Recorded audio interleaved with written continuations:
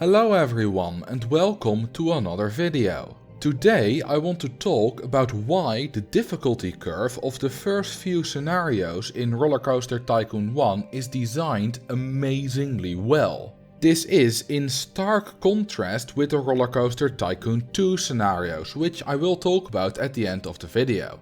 All the footage in this video is from RollerCoaster Tycoon 2 with OpenRCT2, which allows you to play the RollerCoaster Tycoon 1 scenarios if you own that game. A link to OpenRCT2 can be found in the description. When you start up RollerCoaster Tycoon 1, you are greeted with a list of scenarios, and naturally most people will start with the one at the top, which is Forest Frontiers. You are greeted with a small clearing in a forest and a message telling you that you need to get 250 guests and a park rating of at least 600 at the end of year 1.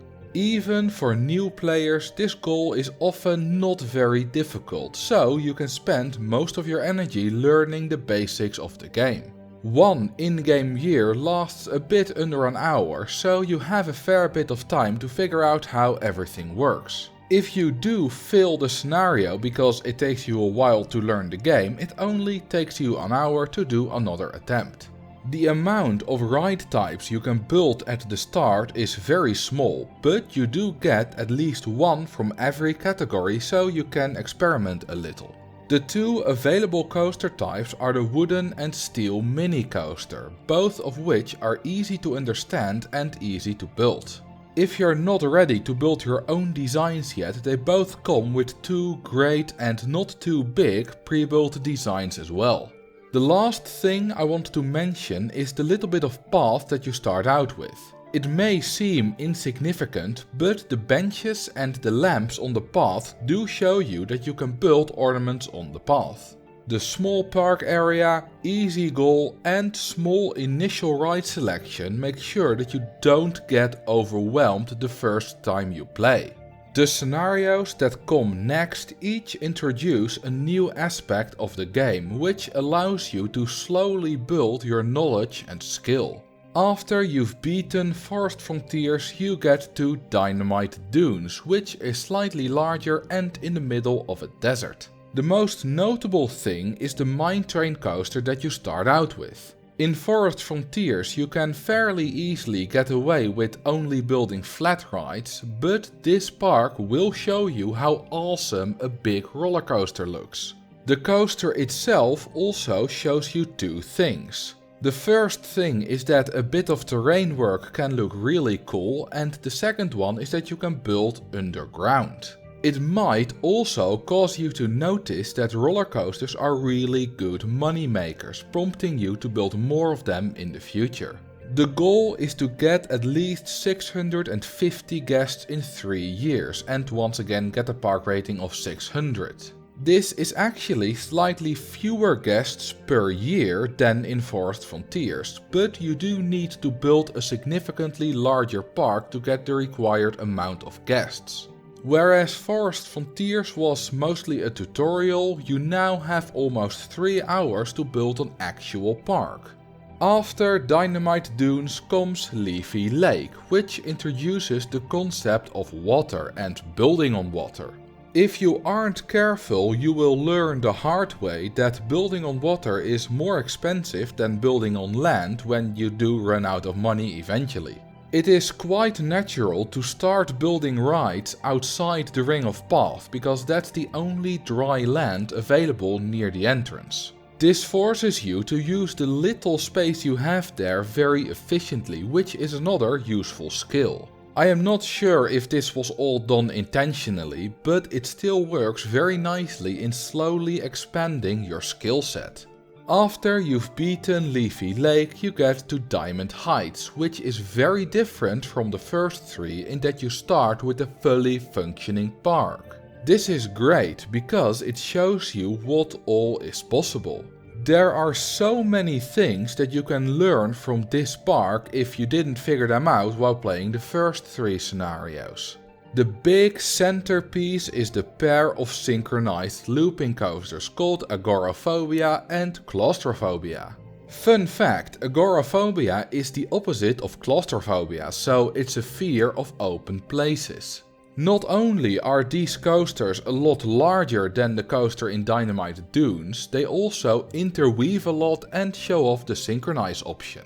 The wooden wild mouse behind it is a Mobius coaster, which means it's one coaster with 2 stations, showing off another thing that you can do. Besides those awesome roller coasters, the park has a few other things that a park should have as well, such as a variety of rides and a few staff members. The only thing it's really missing is a few shops and stalls. The goal of Diamond Heights is to get a park value of at least 20,000 euros at the end of year 3, which is roughly double that of what you start out with. This is a nice way to introduce a new kind of scenario goal, and with how park value works, it can be fairly tricky for new players. When you do manage to beat Diamond Heights and move on to Evergreen Gardens, you are faced with an enormous empty park filled with trees and gardens. The goal here is the most difficult yet, as you need to get 1,000 guests in 4 years. On a per year basis, this is the same as in Forest Frontiers, but the goal lies in managing a big park built from scratch. I have memories of my park rating going down and the park generally just going to pot after around 600 or 700 guests. In order to beat this scenario, you will have to combine everything you've learned so far. After the first 5 scenarios, most aspects of the game have been introduced and there aren't big new things in every scenario after it anymore. But I do want to highlight a few other scenarios. The first one is actually the very next scenario, Bumbly Beach. At face value there isn't anything new here, except that the wooden coaster you start out with is very prone to crashing. Not only does that scare the crap out of you the first few times it happens, but it also shows you that crashes can happen and what their effects are. Next up is Pokey or Dinky Park. This scenario is well known for having an absolutely tiny area, forcing you to build very compactly. You can buy land on the other side of the road, but you need to use construction rights to get there, which introduces another aspect of the game. The last scenario I want to highlight is Rainbow Valley. This park has a lot of trees, but annoyingly you're not allowed to remove them. You're also not allowed to lower or raise the land. This forces you to get creative with the layout of the park and the coasters. This can be a big challenge, but then again it is the second to last scenario in the game. It's not only the scenarios that make for a good difficulty curve, it's also the mechanics of the game itself. RollerCoaster Tycoon 1 and 2 have an incredibly low entry barrier. If you place down a ride, open it and connect all the paths, you already have a functioning park and you will get some guests. For an actual good park, you'll of course also have to do things like hiring staff and building stalls, but you don't have to do those things to build something that just works. Even though the entry barrier is very low, the skill ceiling is quite high. It's not quite as complicated as a game like Age of Empires, but from other videos on my channel you can see that there are a lot of complicated mechanics at work behind the scenes. The beauty is that you can entirely ignore those mechanics or not even know that they exist at all and still enjoy the game and build some beautiful parks. This makes it easy for a 6-year-old kid to learn the game, while at the same time there's also still plenty to learn for a 25-year-old nerd like me. Now that we've discussed why the first few scenarios of RollerCoaster Tycoon 1 are so great, let's take a look at why those of RollerCoaster Tycoon 2 are absolutely terrible. The first scenario is called Crazy Castle.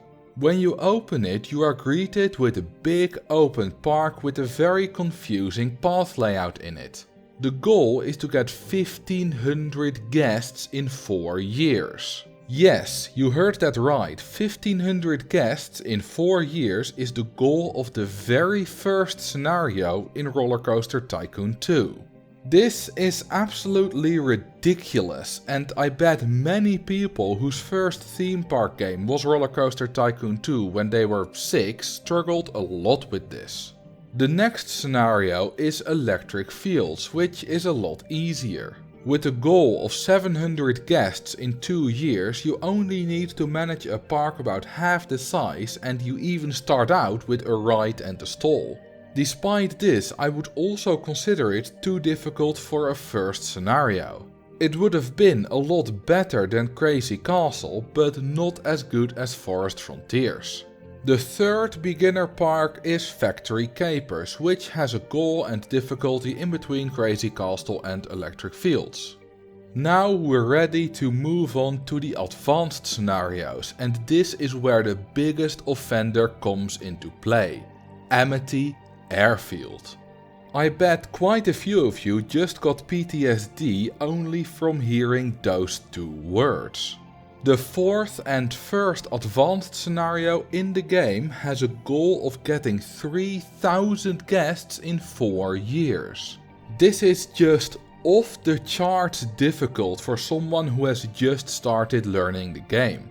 Amity Airfield being this difficult this early has gotten it the reputation of being the most difficult scenario in the entire game.